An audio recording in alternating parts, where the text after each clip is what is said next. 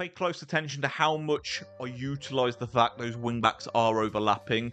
You don't really want to be committing 2 of your 4 defenders and then not using them, because otherwise you're just leaving yourself more open than the defence and not taking advantage of the gains that you do get on the attack. Today we're going to be checking out the 4-1-2-1-2 second variation.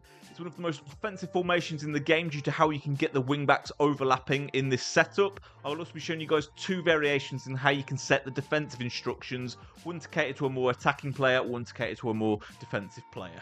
Let's get into it. Kicking things off with the defensive style, we're going to be running this on balanced. Defensive width 39, depth 59. Bit of a higher depth to press, a little bit of a narrower defensive width just to avoid the through balls through the middle. The build-up play chance creation, I toyed with a lot. Unfortunately, the boring direct passing with the balanced build-up play unfortunately was the most effective. I did really want to have something different on these, to be honest. I have done a set of narrow tactics before with forward runs, which worked really well. However, this one is a little bit more offensive in the way we're going to be attacking. So, unfortunately, I guess that's why direct passing worked better, because you're not committing too many numbers. So, the boring balanced direct passing is the best for this setup. Offensive width, we're running with 55. I feel like there's a lot of flexibility with this formation with the width. I ran with a little bit of a wider width this time round, just to kind of spread the players out and kind of stretch the opponent out a little bit more, but true to its nature, you can run it more narrow as well, but 55 width is what we're running with, and it worked really well for the instructions we're pairing it with. Players in the box. Now that looks very reserved at 4. Now there's 2 reasons for this. One is because we're going to have a lot of players on balanced instructions, so they're naturally going to push up more anyway, so we don't need to force it too much with this player in the box stat. Also, because we've got a lot of players pushing up, if you put this up to like 6-7, which you'll see a lot of tactics have it on, it's really hard to build up because too many people commit up the pitch, and then you say you've got the ball with your central defensive midfielder and you've got no passing options other than to pass it back. You can get pinned in and lose the ball with not many people back. So basically, the way to think of this is, if you put it around 4, the build-up play is a lot easier. If you put it up to something like 6-7, yes, you're going to have lots of numbers in the final third, but it's difficult to get there. And a lot of people do struggle to build up in this formation, so putting it on 4 really, really helps this formation a lot easier to build up in, but don't worry, you're still going to have a lot of people forward. Corners, free kicks, just go with whatever your personal preference is. And then getting into the player instructions, starting with the 2 strikers, they're both going to be on stay central, getting behind. If you prefer to build up a little bit slower and you don't like the getting behind instruction, then by all means take it off, but keep the stay central on there, because we will have our wing backs overlapping in this formation, so you don't need these guys drifting out wide too much. Your central attacking midfielder is just on stay forward. The specific reason for this is to keep them in the centre of the pitch, actually working as a cam the whole time. If you put them on comeback on defence, generally they'll drift out wide, so when possession turns over, they're not in the middle and they're not there for those easy link-up play passes. Your left centre mid and right centre mid are just down the edge of the box for cross, so they're balanced, so they get up and involved despite only the 4 players in the box stat, but then stay on the edge of the box for cross. One is a finesse shot threat. If you can get one on both sides, great, but as long as one of them is a finesse shot threat, that is fine. And then the stay on the edge of the box, as well as leaning into that finesse shot threat, it's just they're not overcommitting all the time, so when possession turns over, you've got like no one back. They're still kind of easier to track back with because they're on the sort of edge of the box opposed to committing into it. And the central defensive midfielder is stay back while attacking. Now you notice all of these are on cover wing. Now that is because we're not trying to force a specific defensive shape. So cover wing, as you can see here, defend the open wing if teammate isn't marking. So all this does is it puts an emphasis on covering the overlapping wing back space that they've left if they are open and haven't tracked back yet. So that's why we've got such an emphasis on the cover wing. Now, if you want this to defend in a 4-4-2 shape, you need to put your cam on comeback, not stay forward. And then you want your left centre mid and central defensive midfielder on stay back, cover centre. And then you want your right centre mid, basically as they already are, they can stay on what they're already on. So, with that in mind, the comeback, 2 cover centres stay back here, and then the balanced here. That's if you want it to defend in a 4-4-2. But the problem is with that, it's a little bit more defensive, and your cam will drift out to like a left mid position on the defence.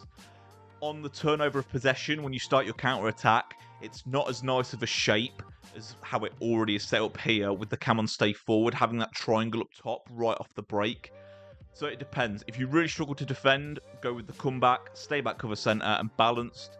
If you're okay just being very offensive, just keep this as it is, because on the turnover of possession, having 2 wing backs bombing forward, the triangle up top, and then these 2 guys supporting on the sides, it's phenomenal on the counter-attack. There's so many options, great little passing sort of angles open up and passing shapes. It's an absolute dream to play with. So I kind of lean into the attack is the best form of defense with this kind of setup. And then I would have like a different set of tactics for a little bit more of a reserve take if need be. Last but not least, the key people in this formation, both wing backs, we've got balanced overlap and then balanced overlap. Regardless of which defensive shape you go for, by all means, just keep both of these the same. If you really struggle with defending, then go with the 4-4-2 defensive shape midfield instructions that I told you here, and then you can just keep your left back on overlap and the right back on stay back. And that's kind of leaning very, very close to how a 4-3-2-1 is formatted at that point. But I would urge you guys to have both wing-backs going forward and playing this formation kind of true to its roots, where it really is about really overloading the flanks while still having lots of players in the middle. Centre-backs and goalkeeper, this is all just on the default. So as I show you guys just a few of the goals here before we wrap this one up, I would say there's two places for this formation. You can have it as your starting formation if you just want to play really offensive football, just have some fun, where you just want to fly at people and score goals, have games that are like 6-5, 7-6.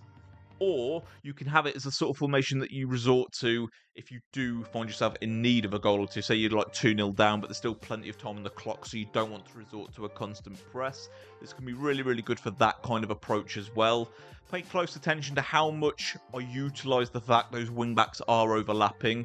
You don't really want to be committing 2 of your 4 defenders and then not using them, because otherwise you're just leaving yourself more open than the defence and not taking advantage of the gains that you do get on the attack. So really, really try and pick out your wing-backs as often as you can. However, don't let that take away from that triangle that you've got up front with the stay forward on the cam. That opens up a lot of different passing opportunities. It can also lean in to actually feeding in those wing backs by playing like a little triangle and then sending it over the top. But more so than anything, it's just about working the ball in midfield with that triangle, getting those overlapping wing backs in behind, and then from there just kind of working it across the box or working it around the edges. You've got 2 centre mids stay on the edge of the box across, don't forget as well. So utilise them to drop the ball back to and then drive the ball into the box to one of those 3 men. But like I say, tons of options on the attack with this. You will be pretty open on the defence. You've just got to be really conscious not to switch into your defenders, and really, really consciously controlling your midfielders, tracking them back, just to try and get as many numbers back as possible. If you resort to the attacking format that I've gone with this, you'll kind of be defending in a 4-3-1-2 shape. If you resort to the defensive style, you'll be resorting in a 4-4-2 shape for the defence. So you just get that extra man in midfield if you do the more defensive setup. However, I don't notice too much of a defensive benefit from the 4-4-2 defensive shape to the 4-3-1-2. It's a little bit more naked in the midfield, but overall, I just love the attacking gains you get through playing this the more offensive way. I feel like it's kind of like go all in or all out rather than kind of being somewhere in the middle. So for this formation, I think use it true to its roots and just fly at people with it. As always though, guys, if you did make it this far in the video, I really appreciate your time. If you did enjoy it, please subscribe to the channel if you haven't already and turn your bell on. Take care.